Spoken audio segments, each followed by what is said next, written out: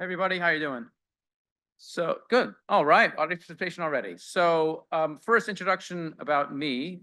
I am the founder and managing partner of Pilot Wave Holdings. Similar to Cigar, just up a little bit smaller. We are a holding company model. We buy businesses, industry agnostic. We infuse them with world-class technology. And that last talk you just heard is a great segue into what I'm going to talk about because what we've built at Pilot Wave is an AI methodology that deploys many of the use cases that you just heard about. A little bit about my background and the background of the firm. So prior to founding the firm about 6 years ago, I was a senior partner at Cerberus on the investment side, and the operating side was the chief AI officer of that firm. At that time, first role of its kind in the whole industry. Before that, sell side, I was the chief data science officer of JP Morgan, another first of its role, or a kind of its role, a role of its kind, excuse me, in that industry. Before that, MD at Goldman Sachs for many, many years, built a global organization there for the first time for that firm. PhD in AI from Stanford, so a lot of this stuff is advanced, reflecting that background. Pilot has 7 partners, senior partners globally, about a dozen junior people. We've done half a dozen deals, and we've built a bunch of companies that I'm going to tell you about. So let's start from this. This is a very timely slide because for those of you following the public markets or have something invested in the public markets, there was about $2 trillion evaporated today, if the last numbers were accurate. The market doesn't understand AI. I'm not going to comment on that particular event, except to say that the market's doing what the market always does, which is overreact to a variety of different stressors that it seems to perceive. As you know, AI is the story of the past several years. There's been so much been spoken about, written about, demonstrated. And what I'd like to do for you a little bit is to separate the wheat from the chaff, talk a little bit about what's possible today and what we've already done. So, as you probably know, in spite of the various stories and the hype, not much has been done at companies across all industries, let alone in the e-commerce space. And the question that I've always asked myself, and I always ask the team to ask ourselves, is why? Why is that? We're all so excited by ChatGPT and the like, and I'm sure you guys have probably played with it many times, but how many of us are actually using it to make money? Our diagnosis is that a lot of the gap is not necessarily the technology, but it's the know-how of how to use it, how to deploy it at scale. And that's what we really look to solve with what we bring to the table. So how? Well, we're an acquisition model, which means that, like many of you in this room, we buy businesses, and through that empowerment, we are able to move much more quickly. This is our playbook. So a couple of key things I want to call out here. By the way, just reading that slide, you'll think, well, there's nothing special here. It's just motherhood and apple pie. You buy it, you make it better. How do you do that? 2 things I want to point out to you. One is the proprietary platform that we have. So we built a Gen AI platform before it was cool. We plug companies into that in a completely hands-free way.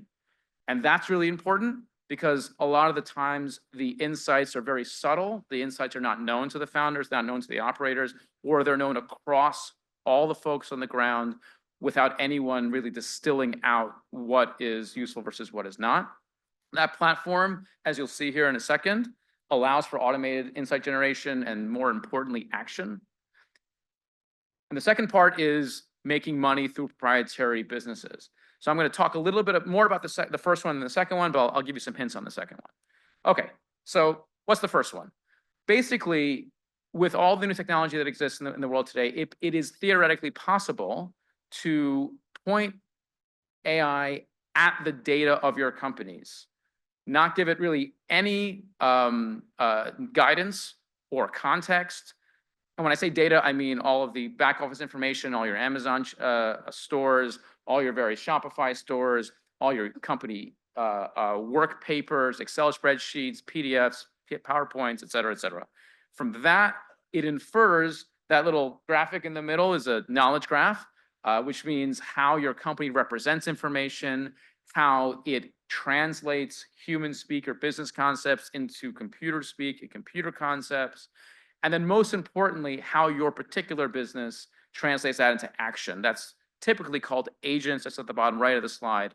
How does that all fit together? So basically, the technology looks at the data, infers the mapping between human speak and business speak, and enables action to be taken, to be recommended and to be both recommended and taken to then make profit.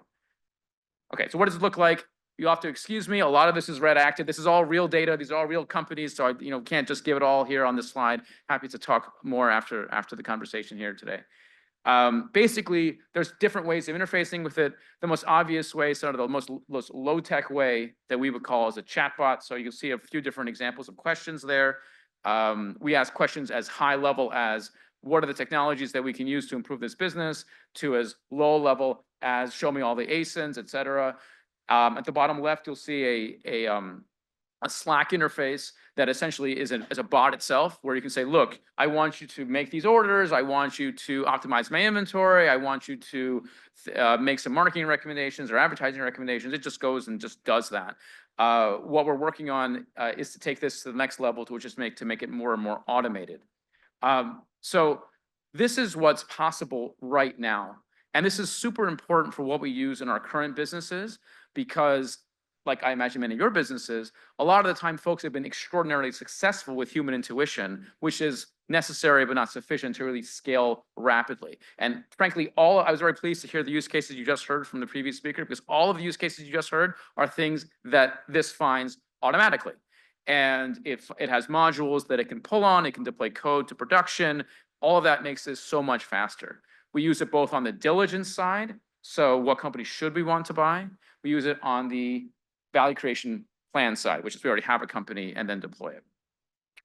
As far as the second bubble I talked about, making new businesses, we've started to actually monetize this technology itself. What does that mean? That means, imagine we own a company in a certain industry let's be more specific, we own a company in supplements and fitness and home furnishings. These are all actual companies that we own. How can we then take this technology and make a SaaS business for that company where that operating business benefits from it? What does that look like?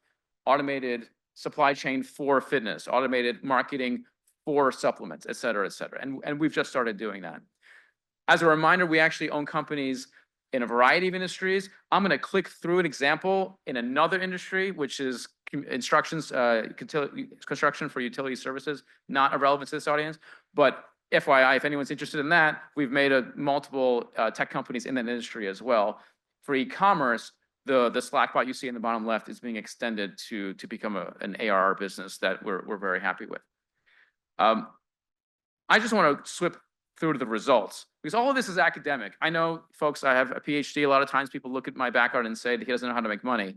No matter what I say, these are the results. So we're moving around for about 5.5, 6 years now. We've deployed, obviously 7 figures of capital. We've had a lot of successful buyouts and growth. What does it amount to? 15 times multiple on invested capital. And that's actually not even that's like a bit of a conservative figure for us, because we've not invested all the money on day zero, right? So this is over the past several years, tripled our company's revenue on a per company basis, tripled EBITDA on a per company basis. And as I said, we're making technology companies in and of their own right. To take a step back as to what you guys can do with this, I would say that there is, for the companies that have interest to try, there's an ever increasing cottage industry and growth of technologies off the shelves that you can use, that your portfolio companies or your acquisition targets could benefit from on the immediate term. Happy to talk about any of these after, but I really appreciate your time and enjoy the rest of the conference.